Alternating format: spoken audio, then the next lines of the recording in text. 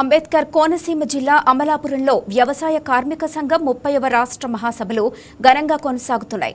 మహాసభల్లో భాగంగా వ్యవసాయ కార్మికులు, ఉపాధి కూలీలు ఎదుర్కొంటున్న సమస్యలపై సిపిఎం రాష్ట్ర కార్యదర్శి శ్రీనివాసరావు గళం వినిపించారు.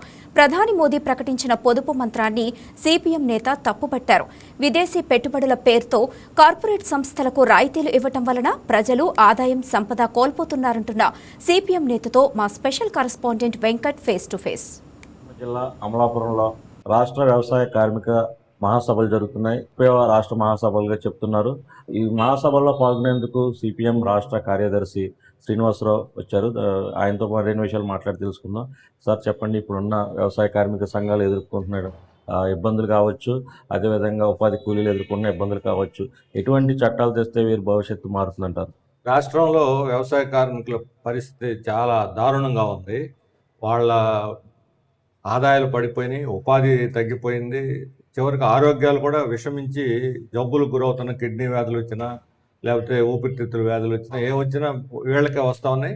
ఇటీవల కాలంలో వ్యవసాయ కార్మికుల ఆత్మహత్యలు కూడా పెరిగినాయి. రైతు ఆత్మహత్యలు నిన్నటి వరకు విన్నాం, ఇప్పుడు వ్యవసాయ కూలీలు ఆత్మహత్యలు చేసుకుంటున్నారు. పనులు లేక వలసలు వెళ్ళి ప్రమాదాలకు గురై చనిపోతున్నారు.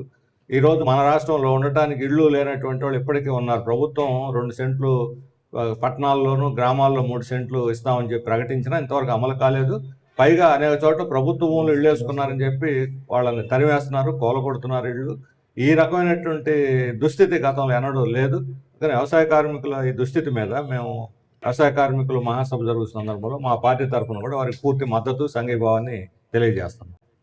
ఇటీవల చూడొచ్చు, దేశ ప్రధాని హైదరాబాద్ వచ్చినప్పుడు కావచ్చు, ఢిల్లీలో కావచ్చు, ద్రవ్యోల్బణం వచ్చే అవకాశం ఉన్న నేపథ్యంలో బంగారం కొనుగోలు చేయొద్దన్నారు. అదేవిధంగా పెట్రోలు, డీజిల్ లాంటి ఇంధనాలు పొదుపుగా వాడాలని, ఆడంబరాలకు దూరంగా ఉండాలని చెప్తున్నారు. అలాగే రసాయన ఎరువులు కూడా వాడొద్దంటున్నారు. అంటే భవిష్యత్తులో ఆర్థిక సంక్షోభం వస్తుందంటారు మన దేశానికి.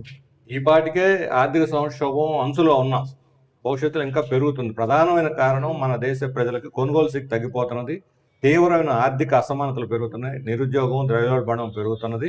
దీనికి మోడీ ప్రభుత్వం అనుసరిస్తున్న ఆర్థిక విధానాలే కారణం. విదేశీ పెట్టుబడుల పేరుతోటి వాళ్ళకి ఎక్కువ రాయితీలు ఇవ్వడం వల్ల ప్రజలు ఆదాయం, సంపద కోల్పోతున్నారు. దాన్ని గుర్తించకుండా ఈరోజు ట్రంప్ అడుగుజాడల్లో మోడీ నడుస్తున్నాడు. పెట్రోల్, డీజిల్ పొదుపు చేయాలని నిజంగా వాళ్ళు కోరుకుంటే మొదట అది పాటించాల్సిన ప్రధానమంత్రి. ఎందుకంటే ఆయన రోజుకో ఊరు తిరుగుతున్నాడు. ఆయన ఎక్కడ పోతే అక్కడ 300-400 ఖర్చు అవుతుంది. వాహనాల ఖర్చు, ప్రజల సమీకరణ ఖర్చు, ఆ ప్రభుత్వ వాహనాలు 10-15 రోజుల ముందు నుంచి తిరుగుతూ ఉంటాయి. వీటన్నిటికీ వేల కోట్ల రూపాయలు ఖర్చు అవుతున్నాయి.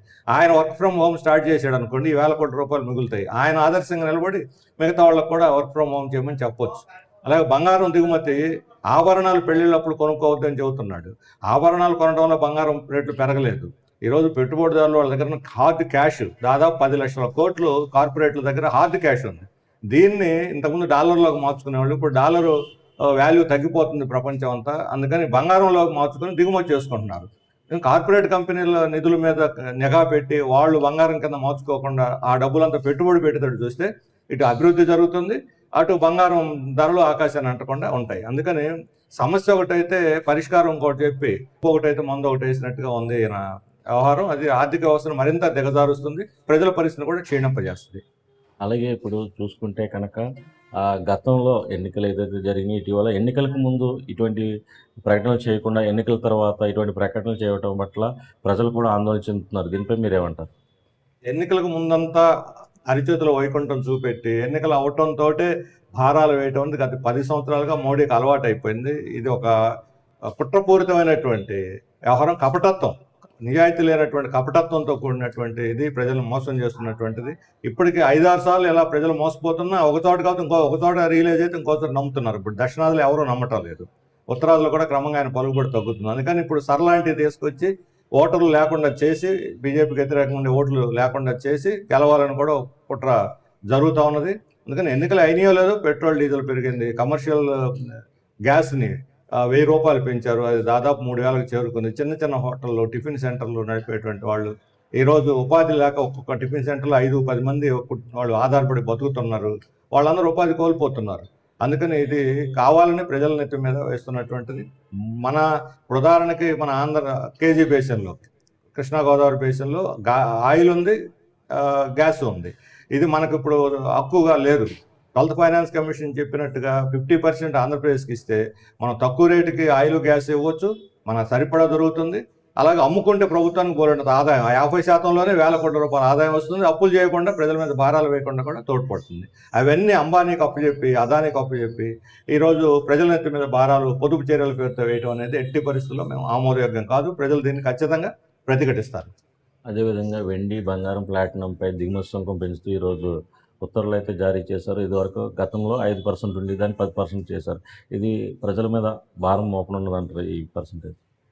ఇప్పటికే బంగారం అనేది సామాన్యులకు అందుబాటులో లేదు. పెళ్ళిళ్ళు ఇట్లాంటివి వస్తే 10 గ్రాములు 1,70,000, 2 లక్షలు పెట్టి కొనుక్కోవాల్సిన పరిస్థితుల్లో చిన్న తాలిబొట్టు కూడా లేకుండా చెబుతున్నాడు. ఇంతకుముందు చెప్పాడుగా, ఆపరేషన్ సింధూర్ సందర్భంలో మన ఎదుటి మహిళల నుదుటిన బొట్టు చెరిపిన వాళ్ళకి పాఠం చెబుతాను. ఇప్పుడు ఏం చేస్తుంది కూడా అదే, మెడలో తాళిబొట్టు కూడా లేకుండా చేస్తున్నాడు మహిళలకి. ఆత్మగౌరవం దెబ్బతీయటమే.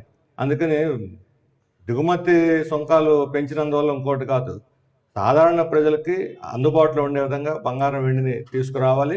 పెద్ద పెద్ద కోటీశ్వరులు, ముఖ్యంగా కార్పొరేట్లు నిల్వ ఉంచుకోకుండా దాన్ని డబ్బును కాస్త బంగారం, వెండిలోకి మార్చుకోకుండా నియంత్రించాలి. ఆ పని చేయకుండా ట్యాక్స్ పెంచితే వచ్చే ఉపయోగం లేదు. అది మధ్యతరగతి వాళ్ళు, పేదవాళ్ళు కనీసం తాళిబొట్టు కూడా అందుబాటులో లేకుండా పోయేటువంటి చర్య. Thank you sir.